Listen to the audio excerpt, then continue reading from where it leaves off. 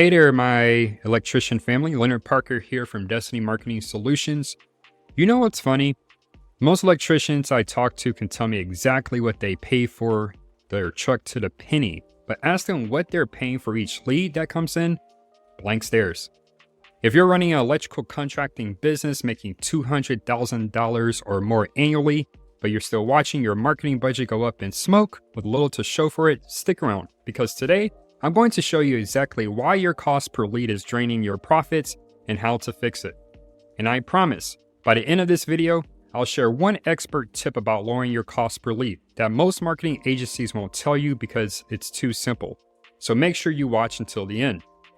Let's be honest about what's happening in the industry right now. Electricians are spending heavily with little return. I've seen contractors burning through thousands on Google Ads, pay-per-lead platforms, and boosted Facebook posts with barely enough quality leads to keep the schedule full. Low-quality leads are draining both your time and profitability.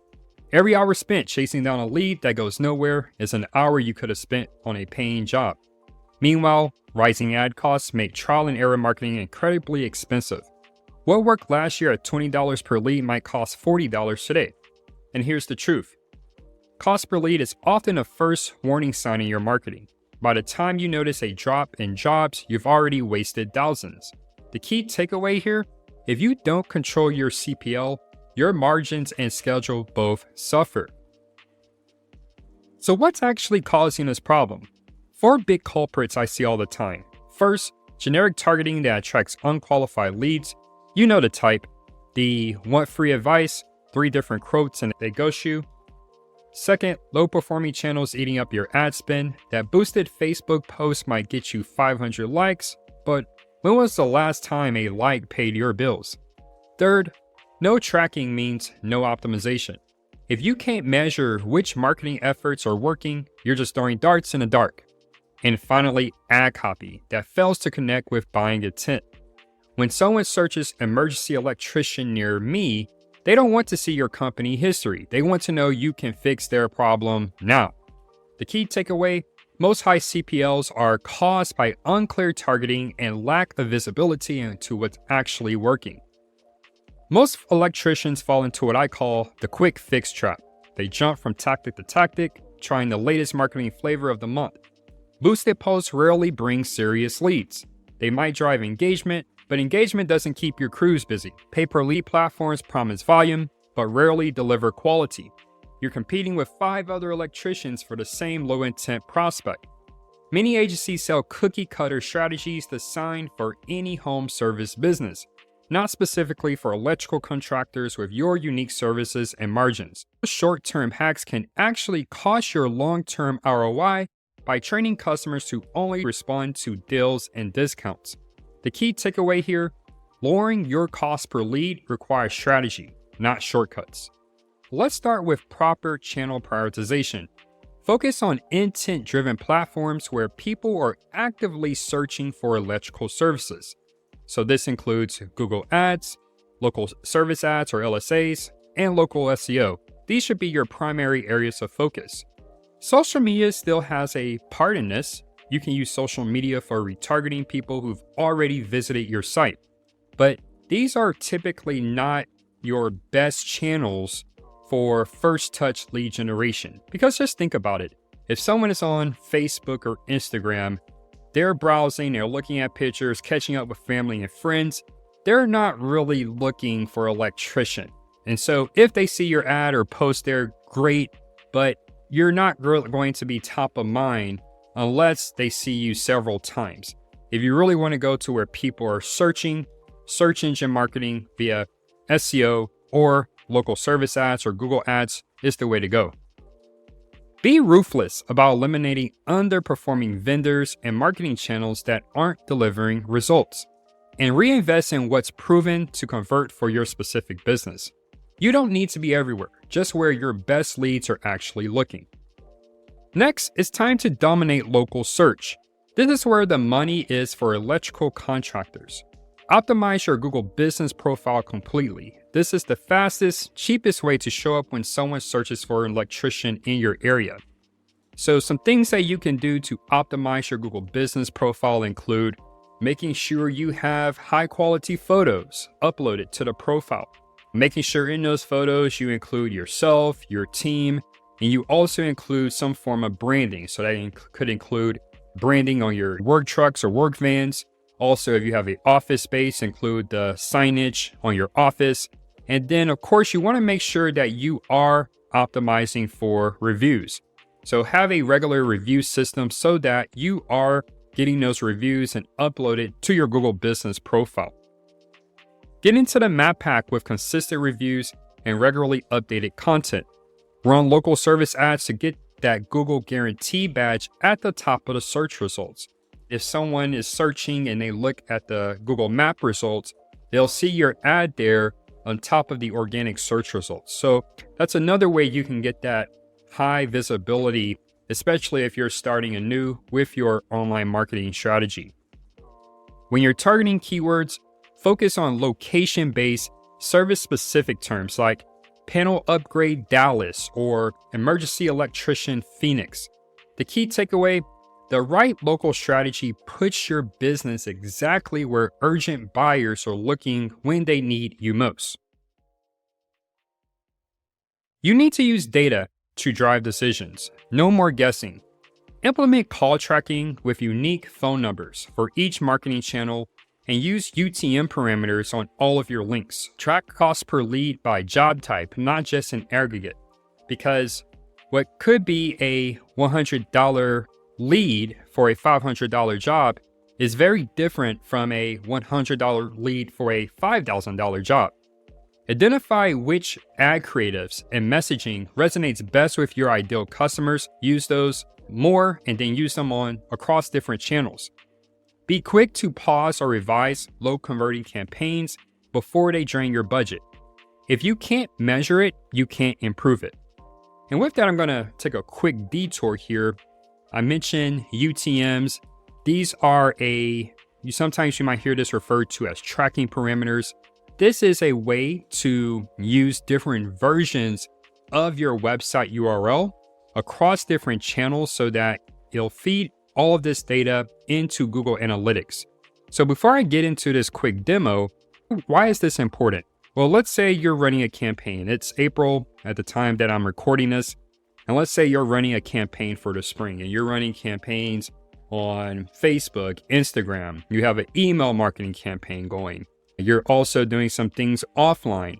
Maybe for your offline initiatives, you're using a QR code to get back to your website. Well, fast forward to when these campaigns have run their course, how would you know which perform best if people aren't calling you, but they're just going to your website? Well, this is where these UTM parameters can be handy. And there is a free tool, I'll link to it in the description. It's called the Campaign URL Builder. And what you can do here is actually create different versions of your URLs, and it'll add on a special parameter depending on the marketing channel. I have here a dummy website, htownelectrician.com. Don't go there, I just made that up. Campaign ID, this is only relevant if you are running a paid campaign, but for this demo, I'm going to skip past it. Campaign source, this is what you want to use as the source, whatever is the source of that traffic. So let's say it's a Google Ads campaign. You would use Google here as your campaign source. Let's say it's an email newsletter. Here, instead of Google, you can use newsletter. And let's go back to Google. I recommend that you use lowercase. These make for friendly URLs. From there, go to campaign medium. So on Google, you can have different types of campaigns. You could have your Google Ads, you can have an organic search campaign, and you can even have links coming from your Google business profile. For this demo, I'm going to focus on a Google Ads campaign, and the medium in that case would be CPC, or cost per click. But let's say if you're running a Google display ad campaign, maybe you are remarketing to people who have been to your website before, but they didn't call for service or call for a quote. In that case, you would use display. but for this demo, I will use CPC. Moving further down, you have campaign name. And the important thing here is that you name this something to where you can do something like spring discount campaign. Pretty much the campaign name. You might have multiple campaigns running all at once. Instead of having to figure out which campaign is which one is driving the most traffic, the most conversions, calls, form fills on your website, you can also just look at the campaigns. Then you have campaign terms. So again, since this is just a demo, I won't fill in this field. And you notice that this isn't required. You can also fill in the campaign content field.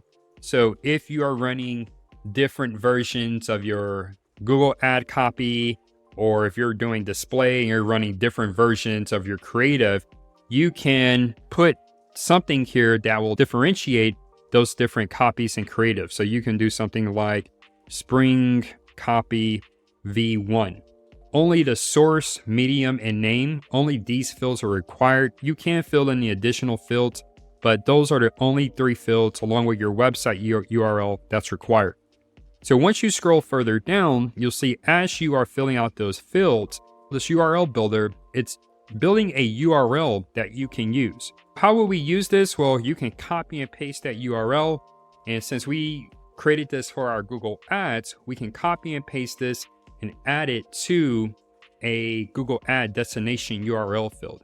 In this way, once that campaign starts running, you can use Google Analytics to go in and see how that campaign is performing. And what I like about this is you can look at campaigns across different channels. Sometimes when you are running campaigns on Facebook or Instagram or LinkedIn, if you're in a commercial space, Google and these third-party platforms don't always communicate well. By using this approach, you can get accurate data and you can do an apples to apples comparison between these different campaigns. So you'll know which campaigns are driving and which channels are driving the most traffic, which are driving the most engaged users. They're spending time on your site, they're looking through your different service pages, and which are driving the most conversion, form fills, calls. And if you are set up with a CRM, then you can even track there what's happening, what are the outcomes of these different campaigns and channels once someone from your team gets in contact with them. I won't go too much further there because we can talk more about CRMs, but I do want to shift back here to the content. And if you have any questions about that, feel free to leave it as a comment here on the video, or feel free to reach out to us and we can assist you with that setup.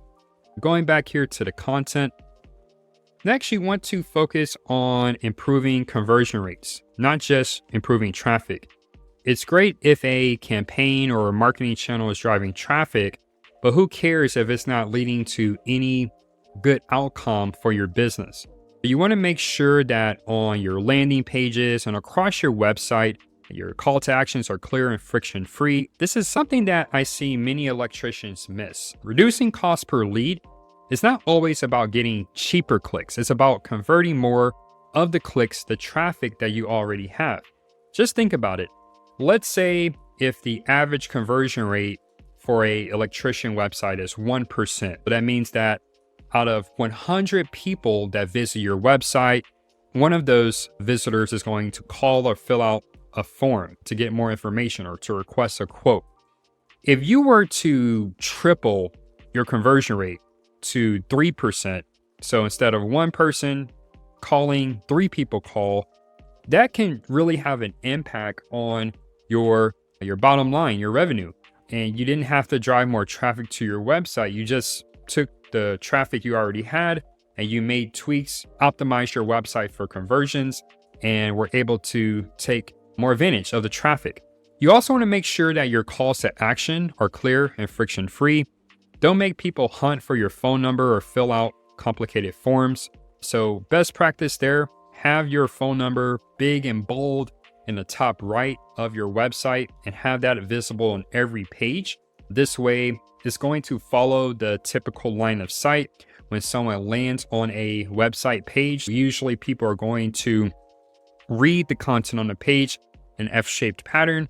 By you having that phone number in your top right, that's going to be the first line of sight for that website visitor. Use trust elements prominently. So your license information, your reviews, your certifications, and any guarantees that you offer should be easy to find. One thing I see regularly on Electricians' website where you might include your license information in the footer at the very bottom of the site. Have that more prominent. Ensure your website works perfectly on mobile, since that's where most emergency searches happen. Just look at your site on your mobile phone. If you have some friends or family or employees, and especially if they have different types of mobile phones, have a look on their phones to see how your website renders or displays on these different screen resolutions and devices. Run A/B tests regularly on your headlines and calls to action to continually improve performance. A/B testing, let's just say you have one version of an ad, so that could be your version A. You have version B of an ad. Maybe in those ads, you're using two different pictures. Run A/B tests or run a test on those to see which version outperforms the other. There's always something to test, but you want to make sure that you are receiving enough traffic or giving that test enough time to produce data that you can actually take action on. Reducing cost per lead isn't always about cheaper clicks. It's about better conversion of the clicks that you're already getting. That's the key takeaway here. You don't want to just generate leads, you want to convert them as well, obviously. Even the best lead generation system is worthless if you don't convert those leads into jobs. Make it a practice, make it a habit. Respond to lead requests in minutes, not hours. If you have a team, make sure that you train your team to ask the right questions fast. Quickly qualify that lead so that you can continue to nurture and communicate if it's a qualified lead, or you can direct them to a better fit, maybe on a referral basis if you're not able to address their need. Train your staff to ask those questions as quickly as possible. They should be answering that call or responding to emails within minutes. Use automated follow-up sequences to stay top of mind with leads who aren't ready to buy immediately. And you want to create a seamless path from that first call or touch point all the way to the quote and booking. So, and this is something where you can test it. You can have mystery callers call in to see how your team is answering the phone. Are they answering the questions as you would like them to? And are they directing that caller to the best next step? It never fails to amaze me that I've worked with clients where we're generating calls, we're generating, traffic and form fills, but initially we are not able to connect those calls to book jobs or even jobs that go into the next stage where they are being requested a quote. And usually what we find is that it's how the team member is answering the phone. Maybe they're not in a good mood. Maybe they are taking too long to answer. This can be an opportunity to train your team so that you are making best use of those leads. The fortune isn't in the follow-up. It's in how fast and how well you do it. So remember that. This systematic approach is what we call the full circuit growth method. If your cost per lead feels unpredictable, bloated, or just plain frustrating, then it's time for a smarter approach. We offer a full circuit growth audit, and it shows you exactly what's working, what's wasting your budget, and where you're leaving money on the table. In just 30 minutes, you'll walk away with a clear plan to lower your cost per lead and start generating higher quality leads without the guesswork. This method takes you from a lack of qualified leads all the way to your dream outcome through a proven, step-by-step process, getting found by the right clients, converting more leads into projects, knowing what's working, and ultimately reaching your business goals. As I mentioned, I'm the founder of Destiny Marketing Solutions. Our goal is to help electricians cut waste, attract better leads, and build marketing systems that scale. If you're an electrical contractor doing at least $200,000 in revenue annually, and you're serious about cutting waste while growing smarter, book your full circuit growth audit today. You can visit us here at our website, destinymarketingsolutions.com. The link will also be here in the description. Or if you prefer to talk to a real person right away, call us at 888-846-4937. We're based in Houston, Texas. However, we serve electricians nationwide. Remember, you don't need more marketing noise. You need a system that works. Now let's build that system together. So as I promised, I want to leave you with an expert tip. And that tip is cost per lead is about more than just ads. It has nothing to do with ad platforms or keywords. Before you even get to that point, you want to analyze your different jobs, the different services that you offer, the service mix, and close rate. And these can all dramatically affect your true cost per lead. If you're selling the wrong services, or better yet, if you're promoting with ads the wrong services, maybe those services that you rarely close or where you have razor-thin margins, even great ads won't save you. In fact, ads will just add to the expense and cut into that margin even more. The fastest way to lower your cost per lead, sell more of what you already close best. The most scalable campaigns are built around what already works in your business, not what some marketing agency thinks might work. You know, in electrical work, we always say the best solution is often the simplest one. And it turns out marketing works the same way. Again, I'm Leonard Parker from Destiny Marketing Solutions.